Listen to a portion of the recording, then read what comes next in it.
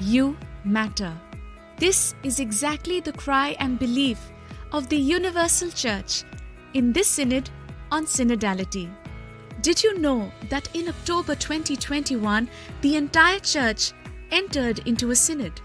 Pope Francis opened the Synod in Rome, and every diocese across the whole world was called to celebrate the opening of the Synod at the local level. The theme for this Synod is For a Synodal Church: Communion, Participation and Mission. Don't worry if you've missed the beginning.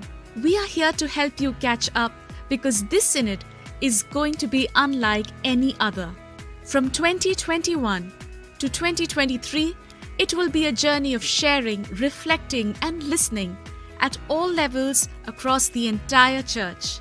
But hold on, let's not get ahead of ourselves. Let us first understand, what is a Synod? A Synod is a gathering, traditionally of bishops. The word Synod comes from the Greek synodos, meaning the same way or the same path. Synods were very common in the first centuries, giving bishops the opportunity to meet and discuss issues of importance for the life of the Church.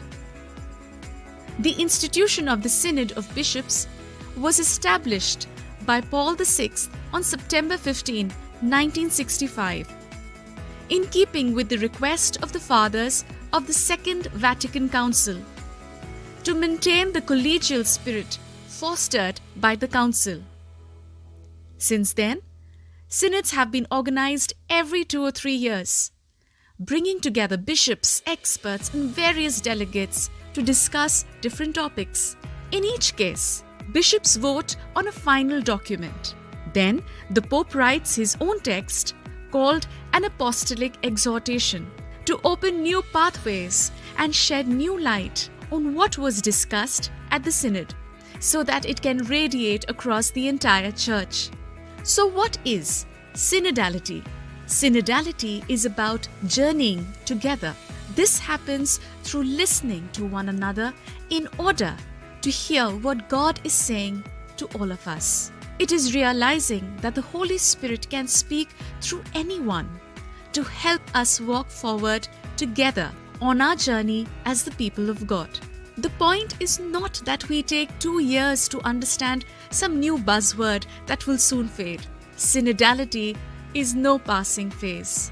It is a call to be a new way of being church. In other words, it is walking together. The very heart of what the Church is all about.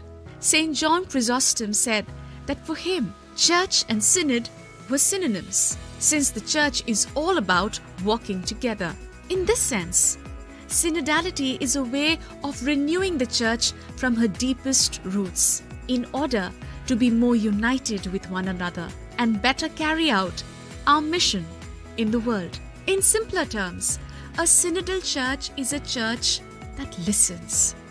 As Pope Francis stated in the commemoration of the 50th anniversary of the institution of the Synod of Bishops, it is a mutual listening in which everyone has something to learn. The lay faithful, the bishops, the Pope, all listening to one another and all listening to the Holy Spirit, the Spirit of truth, in order to know what He is saying to the Church. What's special about this Synod on synodality? This Synod is totally unprecedented for at least 3 reasons. It is no longer only a 1-month Synod of Bishops, but a 2-year synodal process for the entire people of God. All the baptized.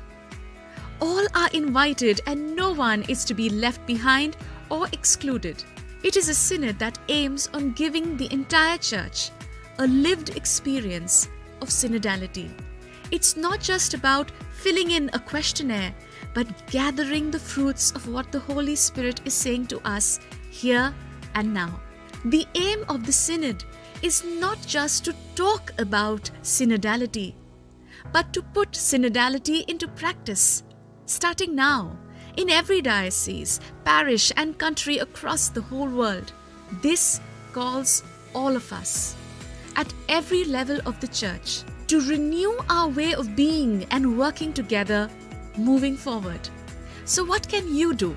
Find out what's going on in your diocese and your parish to experience the Synod at a local level. Each diocese is called to facilitate local synodal meetings to involve all the faithful in this journey undertaken by the entire Church. Since the entire purpose of the Synod is to listen to everyone, even children, trusting that the Holy Spirit can speak through anyone, let's start by truly listening to each other, especially those who are in the margins of our churches, who are forgotten, ignored, or not listened to. If you are an elder or a person in position, listen to those in your care.